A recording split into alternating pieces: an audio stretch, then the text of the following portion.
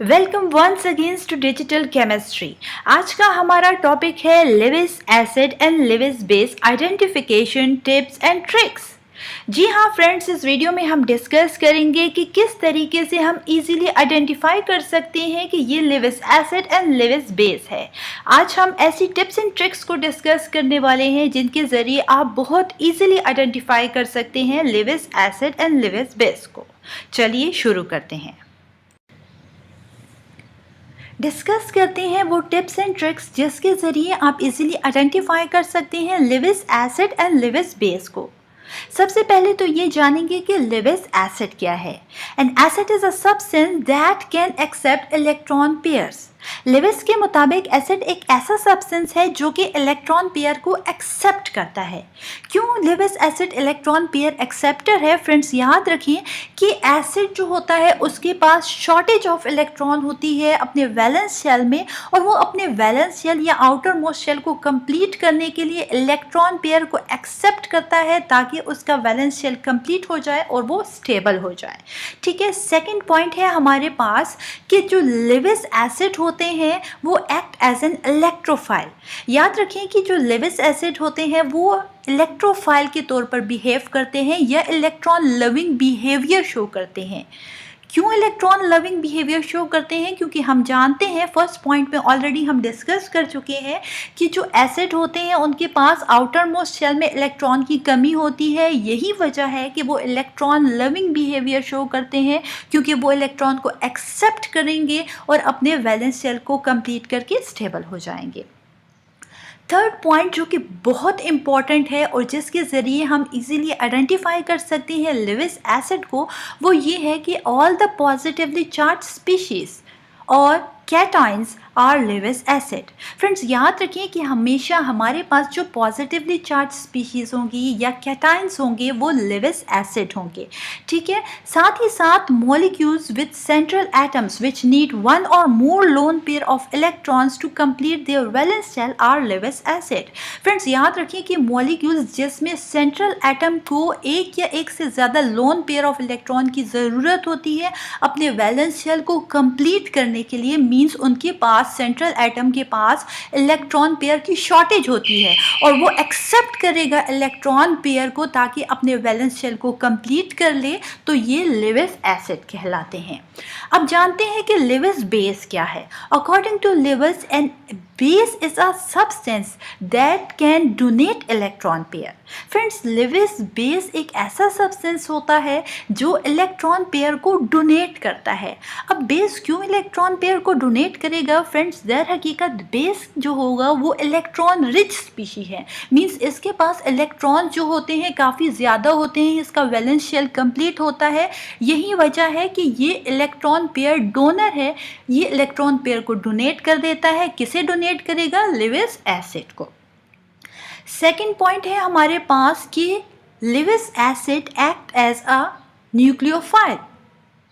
Friends nucleus loving behaviour जो species show करती है उसे न्यूक्लियोफाइल कहा जाता है।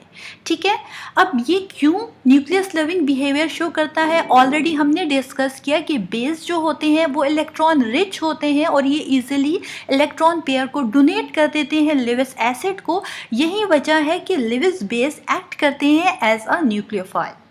थर्ड पॉइंट जिसके ज़रिए हम बहुत इजीली आइडेंटिफाई कर सकते हैं लेविस बेस को, वो ये है all the negatively charge species और एनाइंस आर लेविस बेस।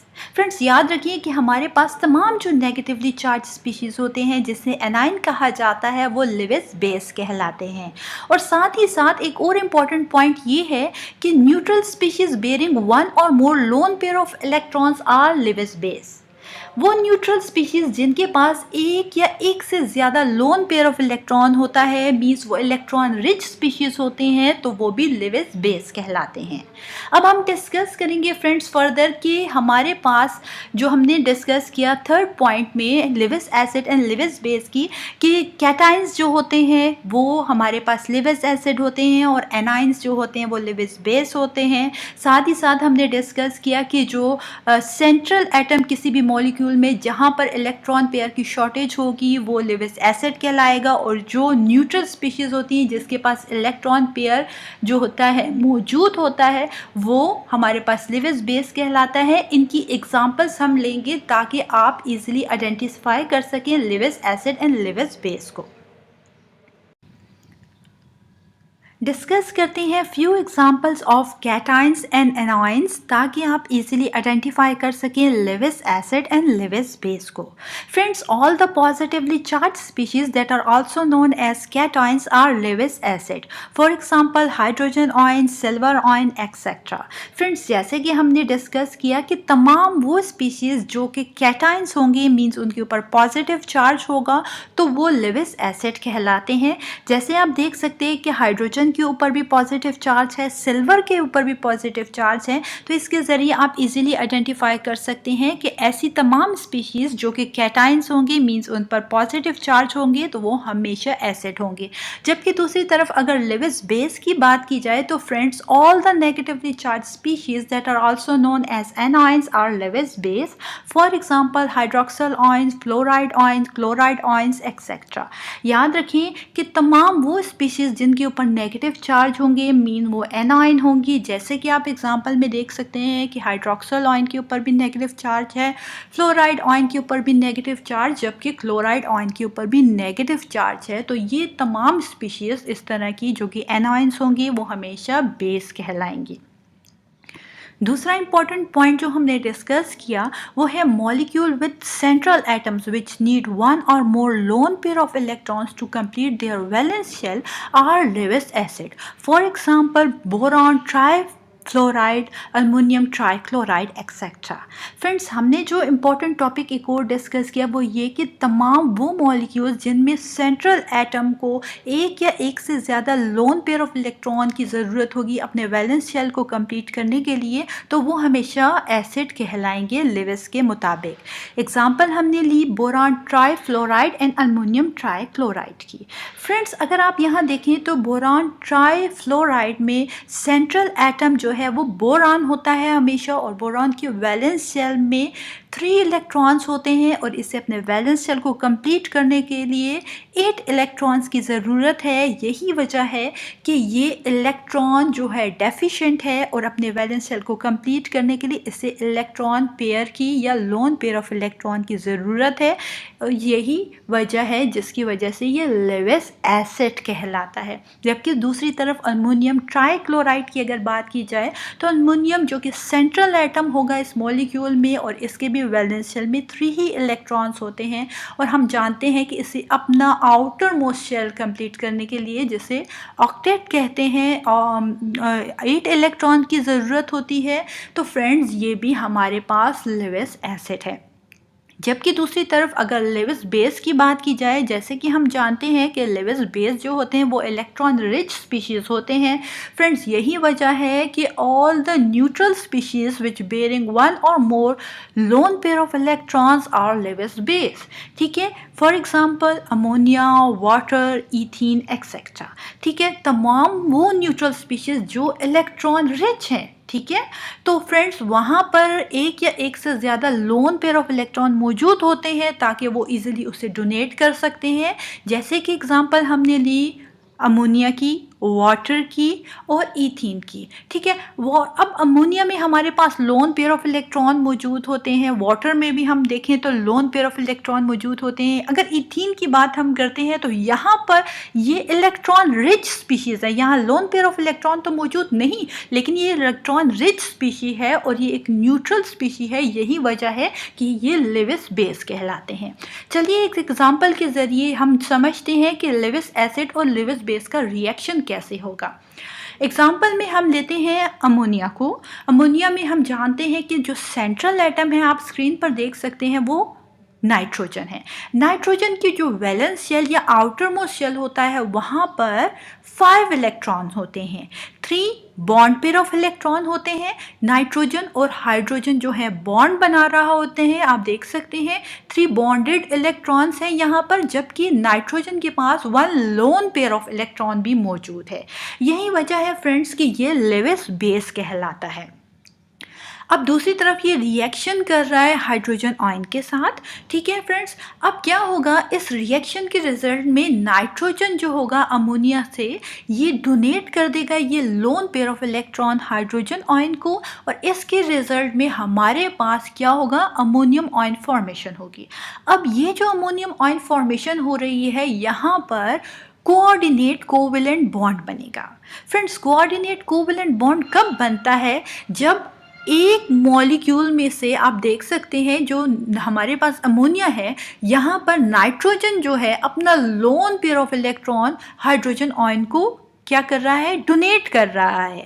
सही है, तो मीन्स वन साइड से डोनेशन हो रही है, एक डोनेट कर रहा है, दूसरा एक्सेप्ट कर रहा है। तो इसके रिजल्ट में हमारे पास जो बॉन्ड बनता है वो कोऑर्डिनेट कोवेलेंट बॉन्ड कहलाता है, क्योंकि यहाँ पर अमोनिया में नाइट्रोजन डोनेट कर रहा है लोन पेयर ऑफ इलेक्ट्रॉन। तो यही वजह है कि ये इलेक्ट्रॉन पेयर डोनर होने की वजह से बेस कहलाएगा, जबकि हाइड्रोजन आयन जो है वो लोन पेयर ऑफ इलेक्ट्रॉन को एक्सेप्ट कर रहा है, और हम जानते हैं कि इलेक्ट्रॉन पेयर एक्सेप्टर जो होता है एसिड कहलाता है।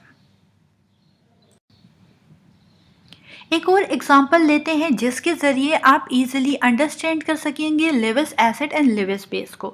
स्क्रीन पर आप देख सकते हैं कि अमोनिया रिएक्ट कर रहा है बोरॉन ट्राइफ्लोराइड के साथ। यहाँ पर अमोनिया जो है इसमें सेंट्रल एटम हमारे पास नाइट्रोजन है, और इसकी अगर वैलेंस शेल की बात की जाए तो हम जानते हैं कि इसके वैलेंस शेल या आउटर मोस्ट शेल में 5 इलेक्ट्रॉन होते हैं। ऑलरेडी हमने डिस्कस किया कि 3 बॉन्ड पेयर ऑफ इलेक्ट्रॉन होते हैं जो नाइट्रोजन हाइड्रोजन के साथ बॉन्ड बना रहा है, और 1 जो है वो लोन पेयर ऑफ इलेक्ट्रॉन यहाँ मौजूद है। जबकि दूसरी तरफ अगर हम देखें बोरॉन ट्राइफ्लोराइड की, तो बोरॉन ट्राइफ्लोराइड में हम जानते हैं कि बोरॉन के पास आउटर मोस्ट शेल में 3 इलेक्ट्रॉन होते हैं, और तीनों के तीनों जो हैं वो बॉन्डेड इलेक्ट्रॉन पेयर हैं। ठीक है, बोरॉन और फ्लोरीन जो है आपस में बॉन्ड बना रहे हैं। अब यहाँ पर जो बोरॉन है इसको अपने वैलेंस शेल को कंप्लीट करने के लिए कितने इलेक्ट्रॉन की ज़रूरत है, आप देख सकते हैं कि एक तो यहाँ पर 3 बॉन्ड पेयर ऑफ इलेक्ट्रॉन है, तो हर बॉन्ड में 2 इलेक्ट्रॉन्स होते हैं। तो यहाँ पर बोरॉन ने जो फ्लोरीन के साथ बॉन्ड बनाया, तो 2 इलेक्ट्रॉन एक बॉन्ड में हो गए, 2 दूसरे में और 2 तीसरे में, तो 2 3 4 5 6 इलेक्ट्रॉन्स इस टाइम पर बोरॉन की आउटर मोस्ट शेल में मौजूद हैं, और इसे अपने वैलेंस शेल को कंप्लीट करने के लिए 2 मोर इलेक्ट्रॉन्स की ज़रूरत है ताकि वो अपना ऑक्टेट कंप्लीट कर सके। तो अब क्या होगा इस रिएक्शन में कि अमोनिया में से जो नाइट्रोजन है वो अपना loan pair of electron donate कर देगा, किसे, बोरॉन ट्राइफ्लोराइड में बोरॉन को। तो इसके रिजल्ट में हमारे पास जो बॉन्ड फॉर्मेशन होगी वो है कोऑर्डिनेट कोवेलेंट बॉन्ड। फ्रेंड्स, यहाँ पर क्योंकि अमोनिया इलेक्ट्रॉन पेयर डोनर है, यही वजह है कि ये लेविस बेस कहलाएगा, जबकि boron trifluoride electron pair acceptor होने की वजह से लेविस एसिड कहलाएगा। और इस एसिड बेस रिएक्शन के रिजल्ट में हमारे पास कोऑर्डिनेट कोवेलेंट बॉन्ड फॉर्मेशन हो रही है। कोऑर्डिनेट कोवेलेंट बॉन्ड फॉर्मेशन तब होती है जब किसी मॉलिक्यूल्स में से एक एटम अपना इलेक्ट्रॉन पेयर डोनेट कर देता है दूसरे मॉलिक्यूल के एटम को, तो एज अ रिजल्ट हमारे पास कोऑर्डिनेट कोवेलेंट बॉन्ड फॉर्मेशन होती है। यहाँ प्रोडक्ट साइड पर आप देख सकते हैं कि नाइट्रोजन और बोरॉन के दरमियान रेड एरो है जो कि कोऑर्डिनेट कोवेलेंट बॉन्ड फॉर्मेशन को इंडिकेट कर रहा है।